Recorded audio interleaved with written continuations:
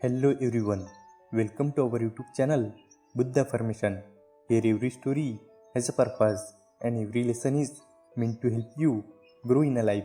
So let's dive into a new story that will teach us that how we can control our dirty thoughts. So let's start the story. Once upon a time, there was a wise teacher who lived in an ashram with his disciples. Every day, the disciples would go out to the nearby village to collect alms. To get there, they had to cross a river. One of the disciples, on his way back, one day noticed a young man hiding behind a tree. Curious, he went up to the boy and asked, "Hey, what are you doing hiding here?" The boy, keeping his eye on the river, and said, "Can't you see what I am looking at?" The disciple followed the boy's gaze and saw some girls filling their pots with the water from the river. The disciple shrugged and said, "They are just fetching water. Why are you hiding?" The boy replied, "Just fetching water? Can't you see how graceful they are? Look at their delicate bodies, the way their waist bend as they lift the pots, and how their hair flows down their back like waves of beauty." The disciple glanced back at the girls, and this time he felt something stir within him. Up until now, he had been fearless, his mind clear of distraction, but now a sense of unease crept over him. He started to hide with the boy, stealing glances at the girls, feeling guilty and excited all at once. As he walked, he thought to himself, "What am I doing? This is not right. I should leave." He quickly left the spot and returned to the ashram, but the images of girls kept playing in his mind. He tried to focus on his duties, but his thought kept drifting back to what he had seen. His desire toward the girls again grew stronger each day. Eventually, he started leaving the ashram early in the morning, heading straight to that same tree by the river. The boy was always there watching, and the disciple joined him, hiding and watching too. Day after day, this became a habit. His mind was no longer at peace, and he could not concentrate on his work.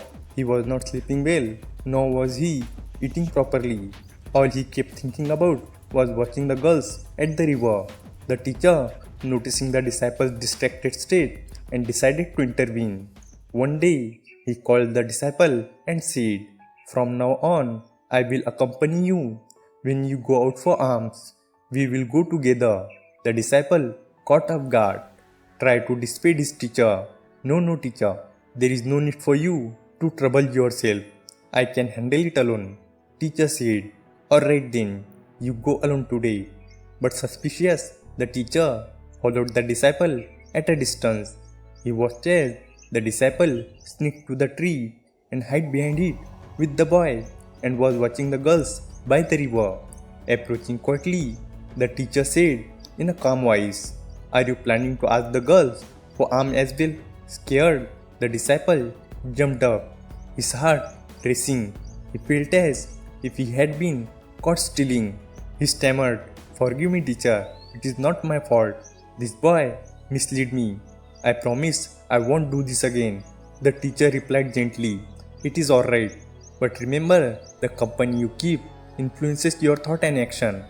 Just as your thought lead you here, the company you keep has led you to these thoughts." They returned to the ashram, but the disciple could not shake off his agitation. Though he avoided the river path, his mind remained troubled. He became irritable, snapping at other disciples, and often felt restless and uneasy. His once disciplined routine fell apart, and he started to skipping meal.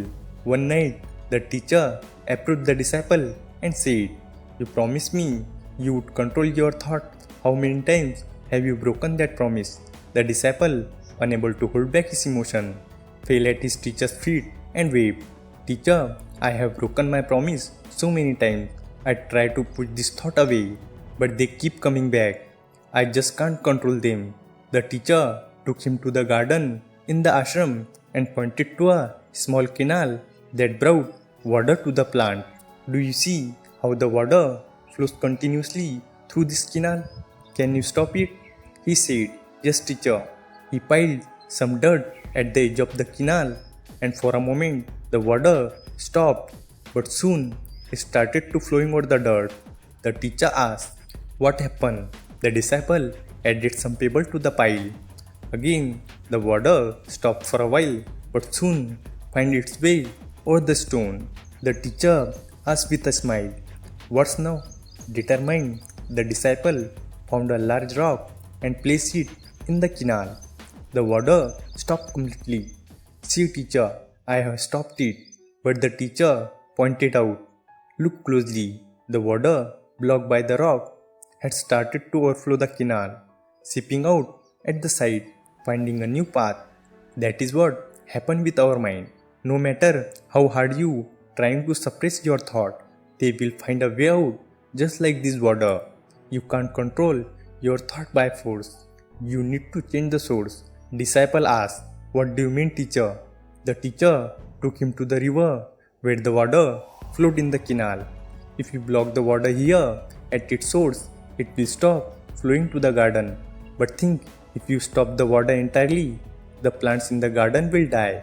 Just as these plants need water, your mind needs thoughts. You can't stop thinking entirely. Instead, you must learn to channel your thought wisely. The disciple looked confused. How do I do that, teacher?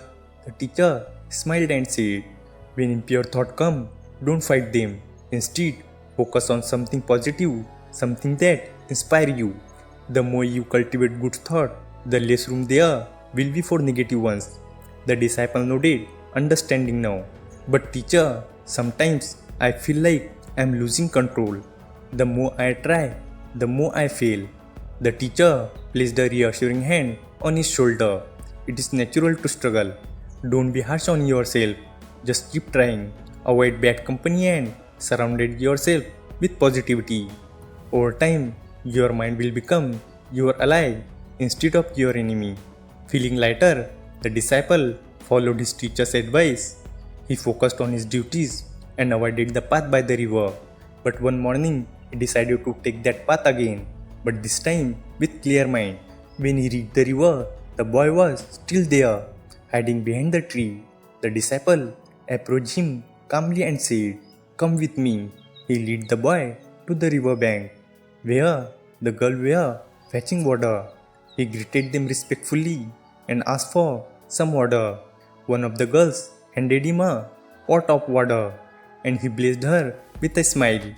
May you always be happy and healthy. As he returned to leave, the boy, confused and asked, what was that? You were watching them so closely. You have gone even further than me. The disciple replied, we are often too busy watching others, but we forget to look at ourselves. If you like someone, talk to her respectfully. If she likes you too, get married. But first, you do something. Don't waste your time hiding behind trees. Find your path and follow it. The boy, taken aback by the disciple's word, and started meeting him regularly.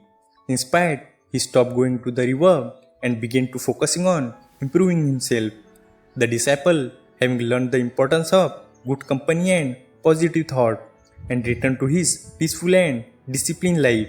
The lesson stayed with him forever. Change your company, change your thought. This story teaches that our thought and action are influenced by the company we keep, and trying to forcefully suppress negative thoughts only makes them stronger. Instead, focus on cultivating positive thought and avoid bad influences. Balance and self-awareness are key to maintaining a healthy mind and life. Thanks for watching the video. If you enjoyed this video, hit like button, and for more such stories, subscribe to our channel. Thank you and stay positive.